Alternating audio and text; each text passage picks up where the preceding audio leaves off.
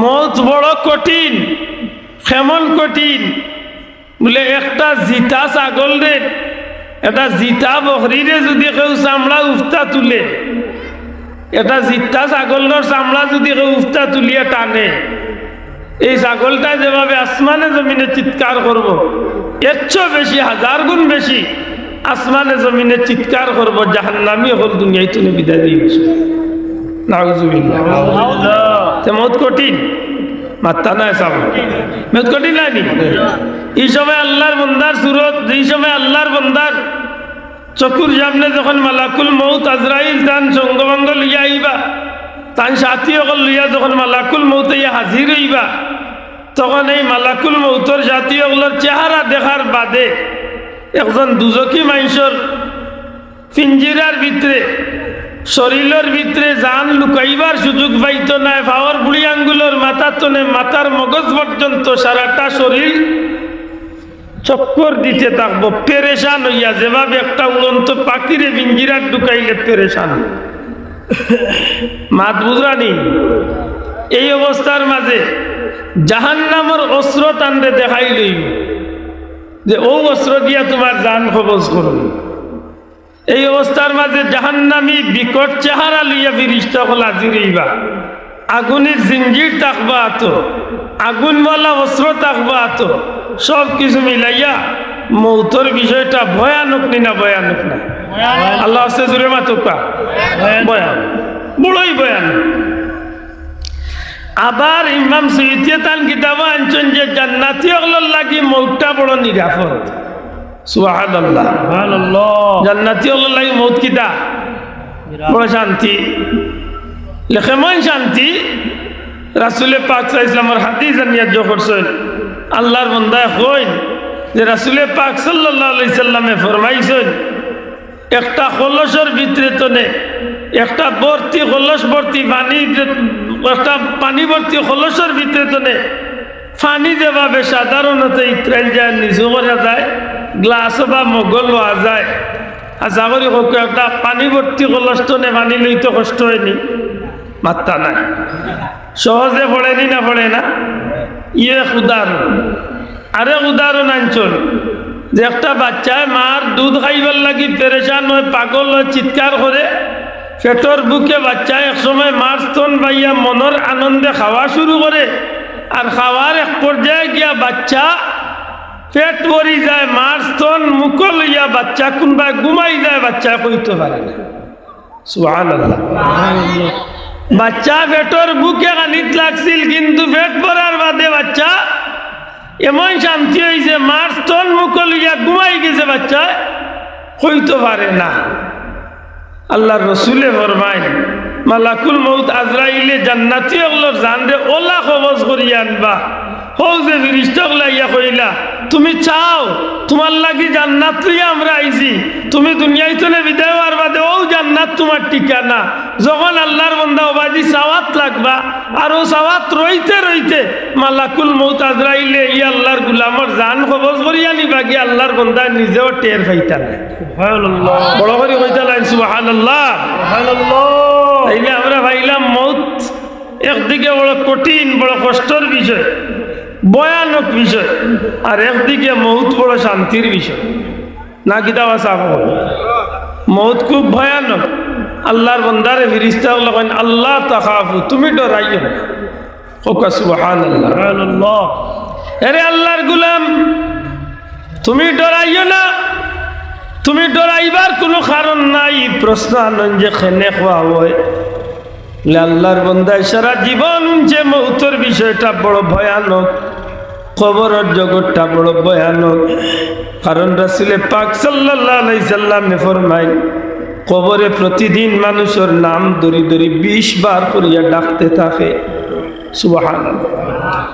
কবরে প্রত্যেকের নাম ধরি ধরি 20 বার ডাক দেন, আরে আল্লাহর গোলাম, তুমি যে আমার উপরে দিয়া টিয়া যাইরা, তুমি জানো নি আমি আমি হইলাম এক নির্জন বাসন, আমি এখন নির্জন স্থান। আমার কাছে আইবার আগে তুমি তোমার সাথী লইয়া আইও, কারণ আমার ভিতরে আমার বাদে তোমার কোনো সাথী নাই। আমি হইলাম এক অন্ধকার ঘর, আমার ভিতরে আইবার আগে বাতি লইয়াইও, কারণ হইল আমার মাঝে কোনো বাতি নাই। আমি হইলাম মাটির ঘর, আমি হইলাম সাপ বিচ্ছুর ঘর। যদি আইবার আগে সাপ বিচ্ছু দূর করিয়া না আইতে পারো, জানিয়া রাখিও যেই দিন চলে আইবা কিয়ামত পর্যন্ত কামড়াইতে থাকবো।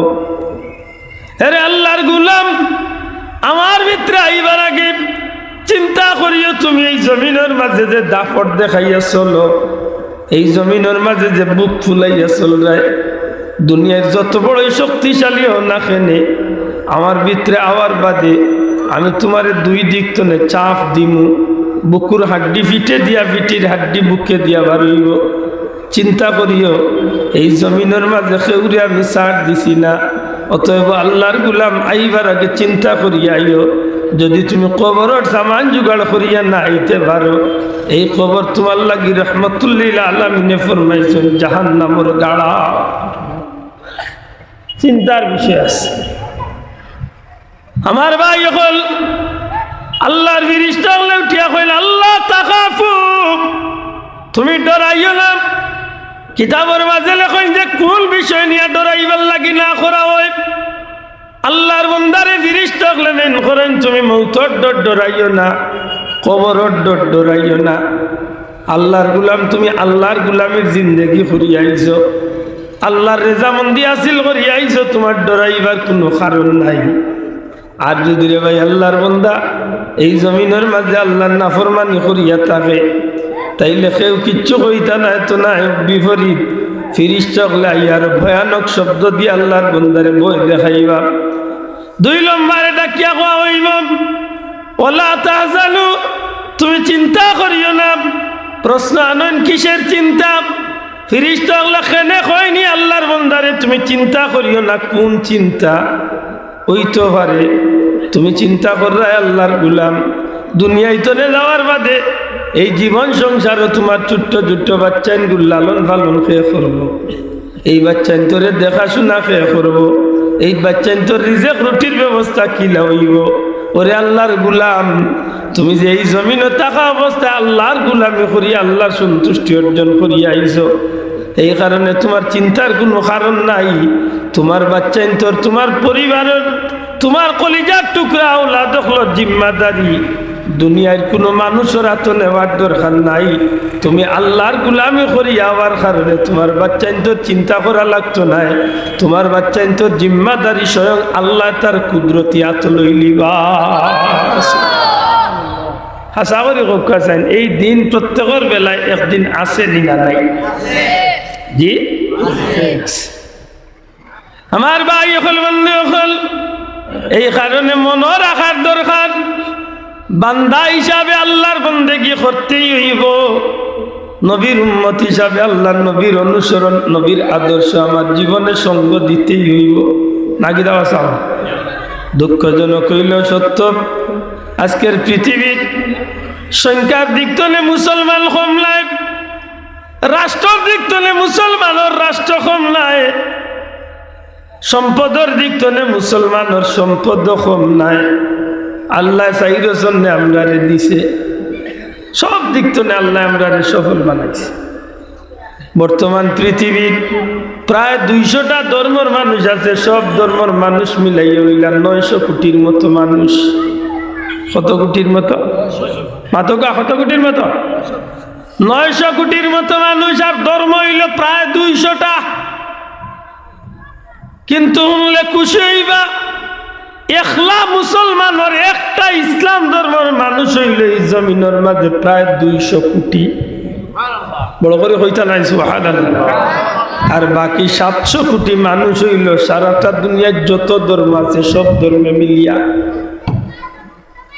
দুনিয়ার যত ধর্ম আছে সব ধর্ম মিলিয়া হইল 700 কোটি, আর একলা মুসলমানের মানুষ হইল প্রায় 200 কোটি। সুবহানাল্লাহ। তাইলে এই দিক থেকে আমরা বেশি না কম? বেশি না কম? দুনিয়ার মাঝে প্রায় 230টার মতো দেশ আছে, এর মাঝে দুনিয়ার সব ধর্মের মানুষের মিলাই হইল 180টা বা 177টা দেশ, আর একলা ইসলাম ধর্মের মুসলমান হল দেশ হইল 57টা। সুবহানাল্লাহ হইতা নাই নাকি? দেশ হিসাবে আমরা কম না বেশি? সব ধর্মে মিলাইয়া 180 দরকার। আর একলা মুসলমানের ধর্ম, ইসলাম মুসলমানের দেশ কয়টা? 57টা। দুনিয়ার মাঝে সম্পদ, সবচেয়ে বেশি সম্পদ আল্লাহ দিছে মুসলমান হলরে। সুবহানাল্লাহ।